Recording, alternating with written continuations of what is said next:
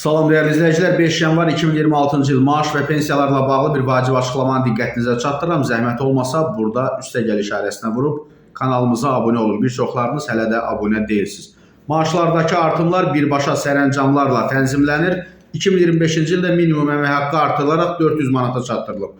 Bu barədə Baku WS açıqlamasında Milli Məclisin Əmək və Sosial Siyasət Komitəsinin üzvü Vüqar Bayramov bildirib və əlavə edib ki, bir sıra sektorlarda əmək haqqı artımları reallaşıb. Nazirlər Kabineti tərəfindən vəzifə maaşlarının uyğunlaşdırılması ilə bağlı əmək haqqlarının artması baş verdi. Bu baxımdan 2026-cı ildə də bütövlükdə sosial istiqamətdə baş verən dəyişikliklərlə bağlı izahatlar təqdim olunacaq. Dövlət büdcəsindən sosial istiqamətə 17,1 milyard manat vəsaitin ayrılması nəzərdə tutulub ki, bu da büdcə xərclərinin 41%-dən çoxu deməkdir və 2026-cı ildə də sosial təminat tədbirləri prioritet məsələ olacaq. Onu da qeyd edim ki, sosial istiqamətdə artımlar qanunvericiliklə tənzimlənir. Əmək pensiyaları haqqında qanuna əsasən 2026-cı ildən etibarən əmək pensiyaları əvvəlki ildə orta aylıq əmək haqqındakı artım faizi qədər indeksləşir və artırılması nəzərdə tutulur. Bu ondan xəbər verir ki, bu il əmək pensiyaları orta hesabla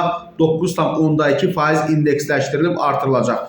Yaşa görə, əlilliyə görə və ailə başçısını itirməyə görə əmək pensiyaları alan vətəndaşlarımızın pensiya məbləğlərində artım olacaq. Təxminən 1,1 milyondan artıq vətəndaşımızın pensiya məbləğlərində artımların olacağı gözlənilir.